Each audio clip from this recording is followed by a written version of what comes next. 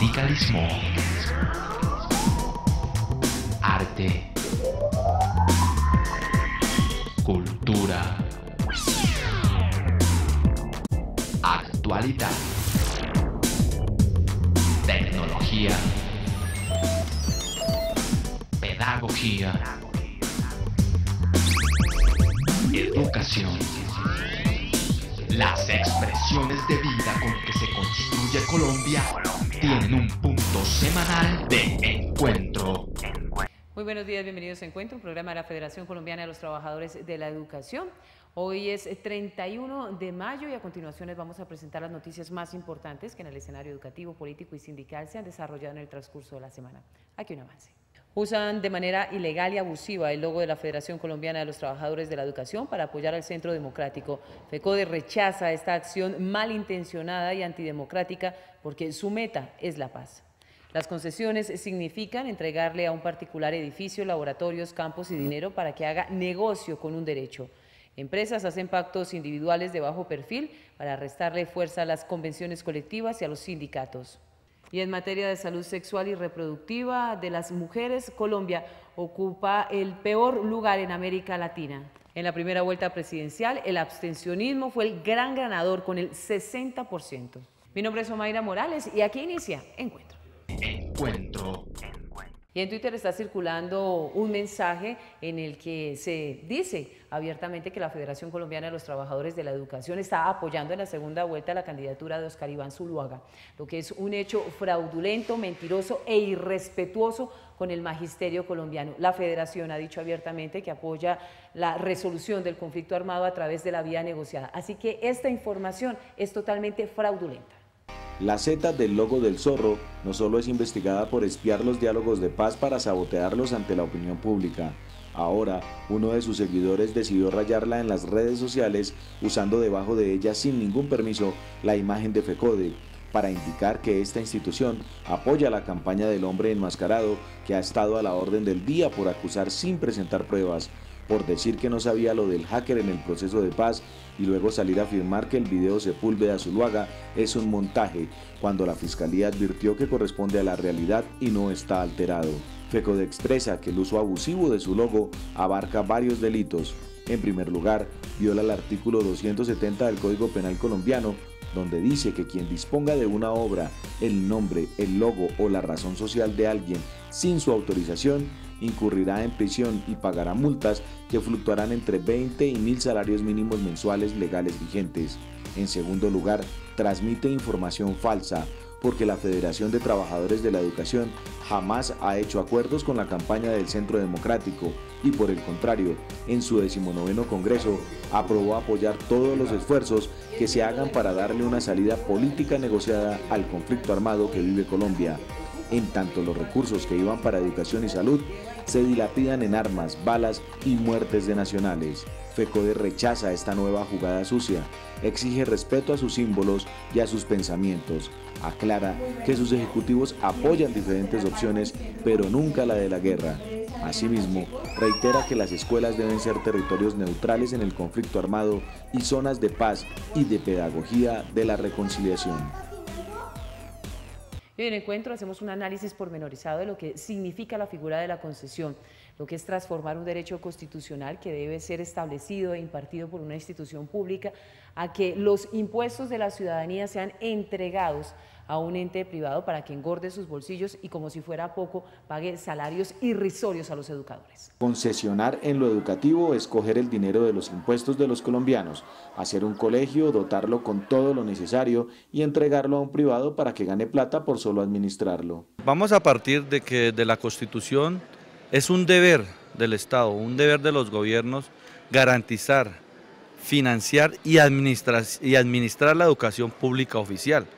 Por eso este tema de las concesiones tiene esa relevancia que es de corte neoliberal, las concesiones, porque lo que quiere es el Estado desentenderse de esa obligación de administrar la educación pública oficial.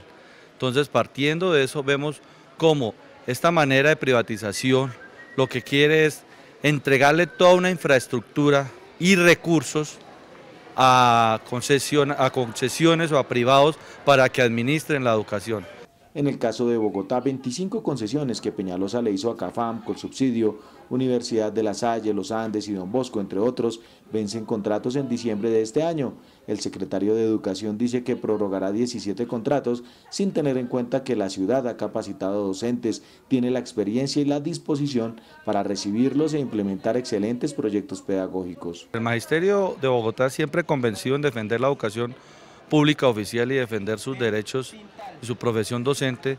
Hemos venido trabajando, haciendo estos recorridos por estos colegios, conocemos sus situaciones. El Centro de Estudio de Investigaciones Docentes ha estado en esos colegios haciendo un estudio etnográfico y nosotros estamos dispuestos a llevar a la movilización para dar a conocer a la ciudadanía qué es lo que pasa en estos colegios, la realidad de trabajo y condiciones que hay en estos colegios y que nosotros estamos a favor de esos muchachos, pero queremos que esos estudiantes pertenezcan toda la infraestructura y todo y que sea administrado por el distrito.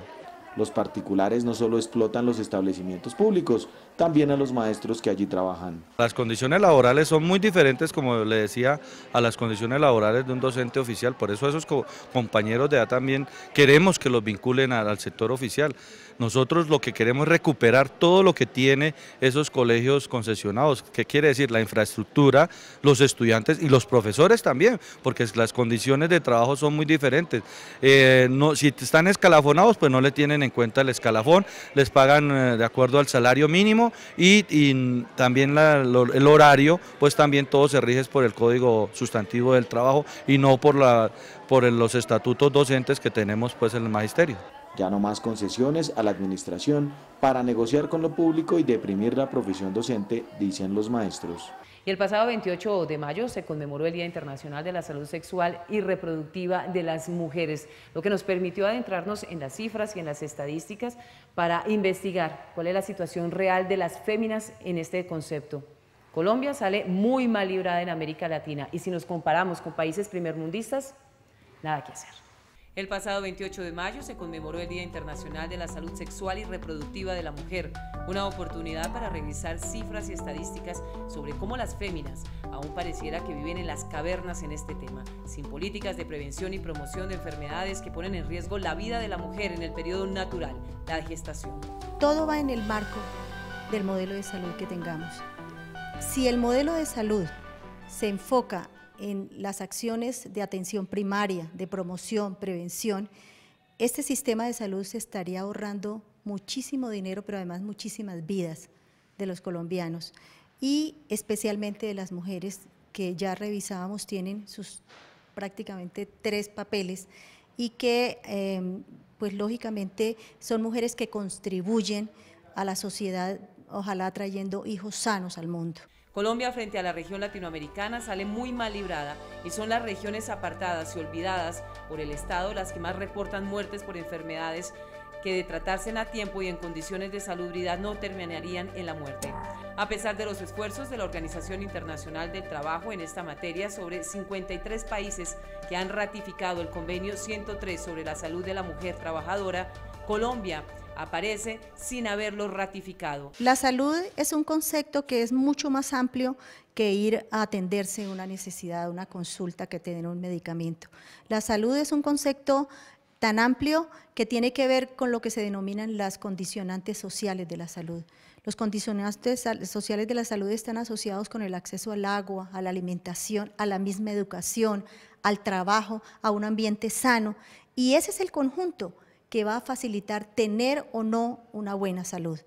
Mientras la mujer deba trabajar en condiciones de tercerización, sea estigmatizada por la gestación, la triple jornada laboral, la ejecución por parte de hombres de políticas sexuales y reproductivas, y mientras la pobreza, el hambre y los problemas de exclusión vivan en el portal de este género, visibilizar la situación será una simple denuncia sin dientes por falta de voluntad política para transformar la crítica situación del sistema actual de la salud.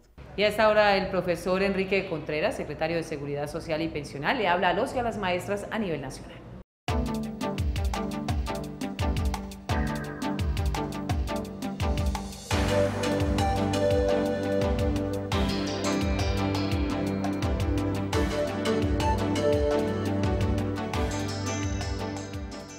Buenos días a todos los maestros y maestras y la comunidad educativa. El pueblo colombiano se apresta a elegir presidente de la República. Tenemos dos candidatos. Tenemos que asumir una posición frente a esas candidaturas. Muchos de nosotros, los ejecutivos de la Federación, y desde luego el Congreso de la Federación reunido en Paipa el año pasado, le apostó al Frente Amplio por la Paz. Somos conscientes que Colombia necesita la paz. ¿Quién más que los maestros y maestras hemos sentido y hemos vivido el problema de las comunidades, la violencia en los pueblos, etcétera? Si se alcanza la paz, seguramente que Colombia va a tener éxito en todos los aspectos económicos, sobre todo en el campo educativo, que haya mayores recursos para que tengamos unos establecimientos dotados de todo lo que se requiere para que haya educación de calidad. Vamos a tener hospitales públicos con todos los recursos necesarios para que no tengamos hoy los problemas que tenemos en el campo de la salud. Irá a haber una reforma agraria que beneficie a los campesinos y campesinas de este país, en donde más que un subsidio se le compren los productos al campesino a los precios que se deben pagar. Colombia tendría una recuperación y tendría una revisión inclusive en los tratados de libre comercio, etc. Usted y yo tenemos la responsabilidad, mi querido maestro, mi querida maestra. Nosotros invitamos indistintamente a si compartimos todas las posiciones políticas del gobierno que hoy está ofreciendo esos postulados de paz, indistintamente eso, a que apoyemos este gobierno, apoyemos esta decisión de paz y que alcancemos la paz que usted y yo y el pueblo colombiano necesitamos. Feliz día. Radio Revista Encuentro. Programa institucional de PECODE. Encuentro. Sindicalismo, arte, cultura, actualidad, tecnología, pedagogía, educación. Las expresiones de vida con que se construye Colombia tienen un punto semanal de encuentro. Todos los sábados a las 7:30 de la mañana por Colmundo Radio.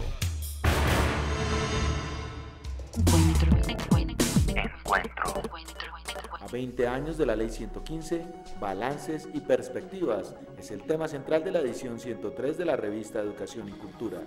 ¿Qué se ha cumplido y qué falta por cumplir? ¿Qué impacto ha generado en el sistema educativo?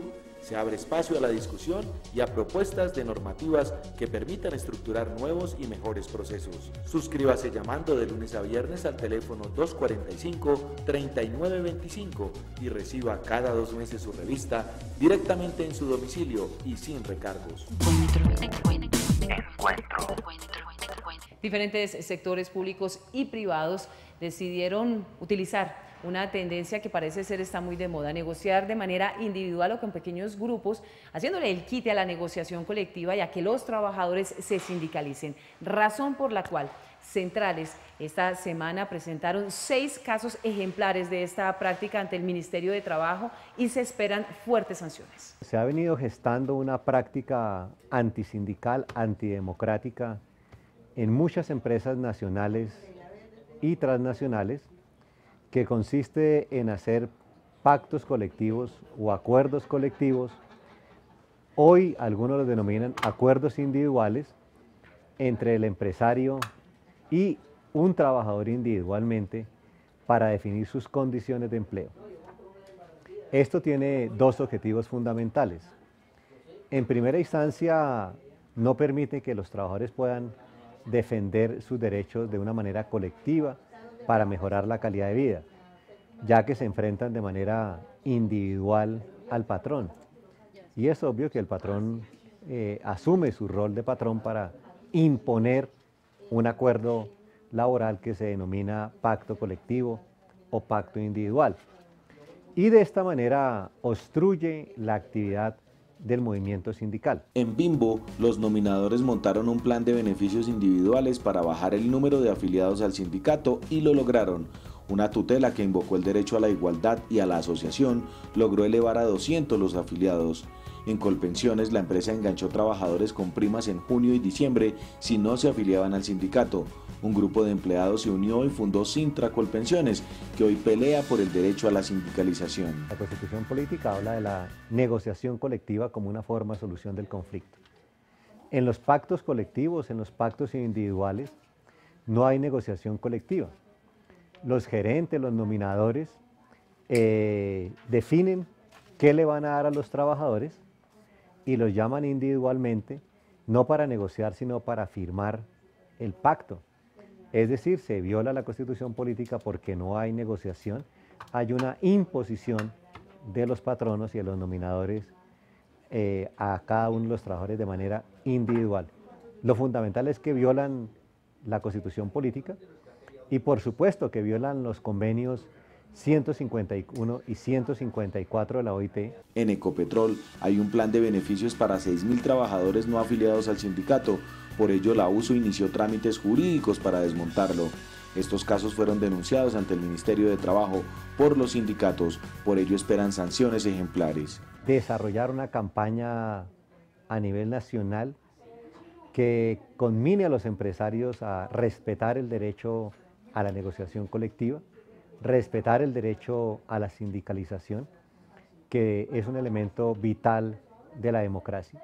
Y obviamente llama a los empresarios que optan por esta práctica a que respeten la Constitución política y los convenios de la OIT.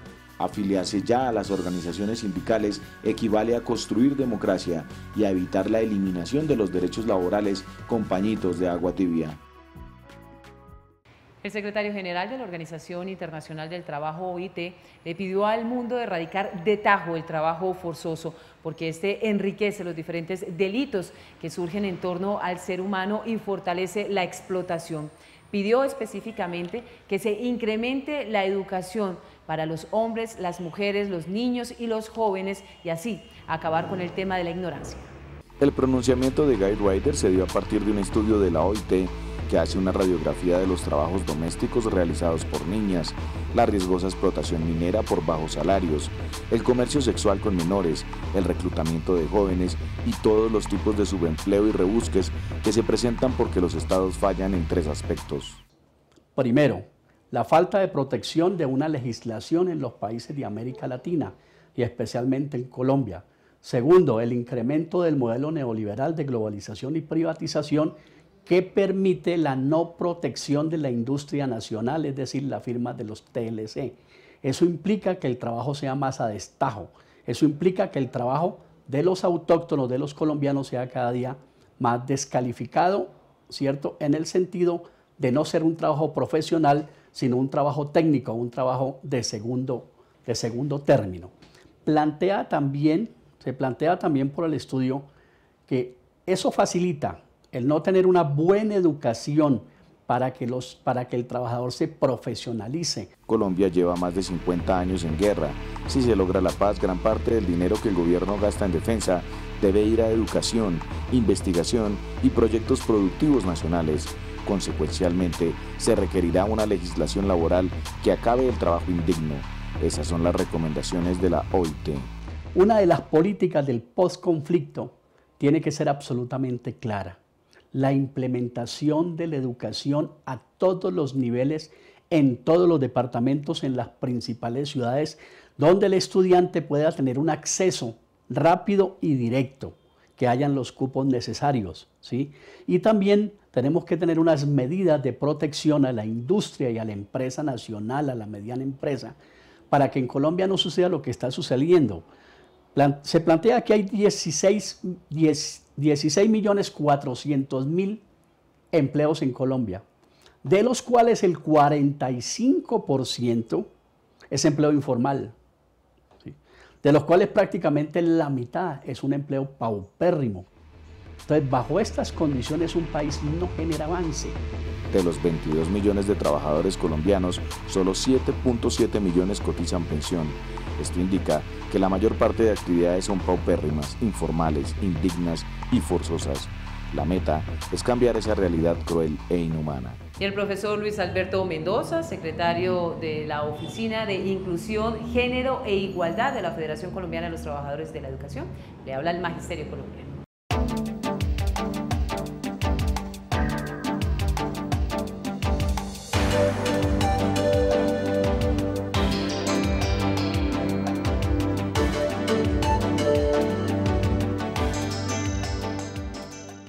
Después de haber adelantado exitosamente el paro nacional indefinido del magisterio colombiano, hacemos un llamado desde aquí, la Federación, el Comité Ejecutivo, a que permanezcamos en un gran estado de alerta, todo el Magisterio Nacional, porque no hemos logrado avanzar todavía o concretar los acuerdos que se lograron con el gobierno.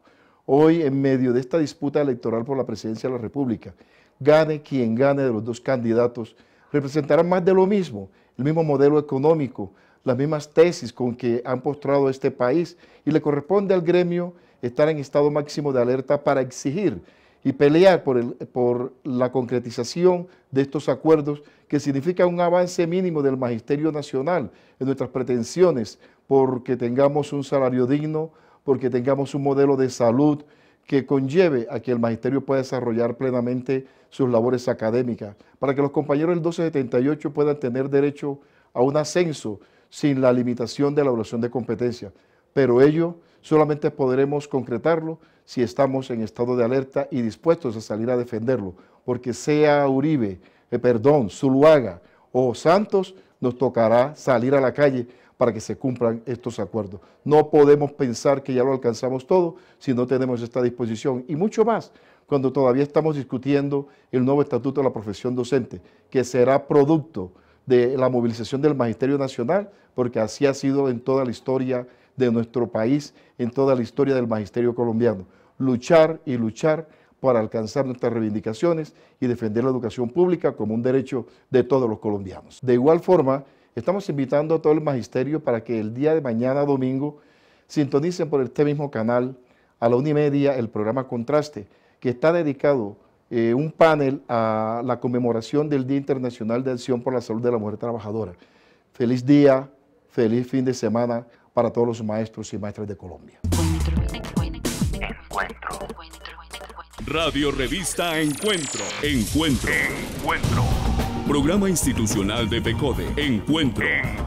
Sindicalismo, arte, cultura, actualidad, tecnología, pedagogía, educación. Las expresiones de vida con que se construye Colombia tienen un punto semanal de encuentro. Todos los sábados a las 7:30 de la mañana por Colmundo Radio.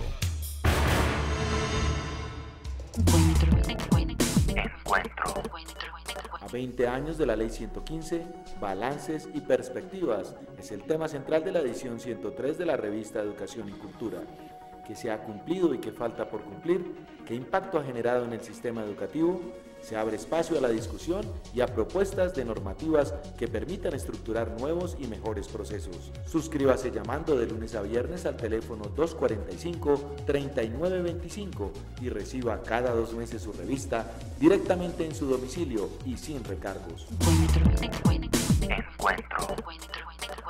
Y en las pasadas elecciones del 25 de mayo, primera vuelta para elección de presidente de la República, se presentaron 2 grandes ganadores. El primero, el abstencionismo, que llegó al 60%, y por supuesto el trabajo de la registraduría, que en cerca de hora y media entregó los resultados del 95% del escrutinio. ¿Quiénes perdieron? Evidentemente la ciudadanía, que se quedó sin conocer las propuestas a profundidad de los candidatos, que se dedicaron básicamente a hacerse una guerra sucia. Con un 60% ganó el abstencionismo en las elecciones presidenciales del 25 de mayo, lo que evidenció el hastío, rechazo y apatía por parte de la ciudadanía a participar de una contienda electoral que estuvo marcada por los insultos y ataques, y de propuestas poco se conoció. Una elección entre guerra y paz, y Óscar Iván Zuluaga, que en un primer momento había evitado esa retórica y esa confrontación directa en ese tema, hoy ha caído en ella. Hoy ha cometido, desde mi punto de vista, un error electoral, porque ha caído en esa jugada. Ayer su discurso fue mucho más suave, mucho más conciliador, y sin embargo hoy ya entra y convierte la campaña realmente en un referendo guerra o paz, acuerdos de La Habana sí, acuerdos de La Habana no. Entonces, digámoslo, que realmente esta campaña ahora se convierte en esta segunda vuelta en una refrendación de esos acuerdos, pendientes además de una posterior refrendación de lo que saliese, de los resultados concretos de La Habana, pero ya el mero hecho de continuar la negociación se convierte en un hecho a refrendar en esta segunda vuelta. La izquierda salió fortalecida, ocupó el 4.º lugar de las votaciones, demostrando que aunque los medios poca pantalla le dieron, sus argumentos e ideas en temas como el de la salud, los tratados de libre comercio y la economía neoliberal lograron movilizar el escepticismo. Sin embargo, y con una segunda vuelta para el 15 de junio, el escenario político se ha polarizado aún más entre quienes quieren la paz y los que le apuestan a la guerra. Dos elementos a considerar. Primero, pasan los dos candidatos más esperados a la segunda vuelta, Óscar Iván Zuloaga y Juan Manuel Santos. Con una sorpresa, y es que Óscar Iván Zuloaga pasa ganando en primera vuelta, lo cual sí era un poco inesperado, además sobre todo con todas las acusaciones que había habido sobre el uso de la mermelada electoral por parte del gobierno y que parecía que en ese sentido el uso de fondos públicos iba a favorecerle. Esa es una primera consideración. Segunda consideración, las tercerías empiezan a ganar espacio, pero no se hacen todavía definitivas. Viendo la suma de votos para segunda vuelta, ninguno realmente daría una victoria contundente. Queda en vilo la gobernabilidad del próximo presidente, que con un Congreso sin mayorías y una votación por lo menos en la primera contienda electoral con un censo de 33 millones de habitantes, solo alcanzó cerca de 12 millones. Con una población de 44 millones en Colombia, deja entonces sin legitimidad a cualquier mandatario. En la segunda vuelta se espera conocer las propuestas de temas reales que afectan a la ciudadanía, que los medios no protagonicen más en los debates y que los candidatos dejen a un lado sus intereses personales y por fin dejen ver lo que está en juego, el futuro del país. Nuestro encuentro de hoy lo editorializa el profesor Pedro Arango, secretario de Organización y Educación Sindical.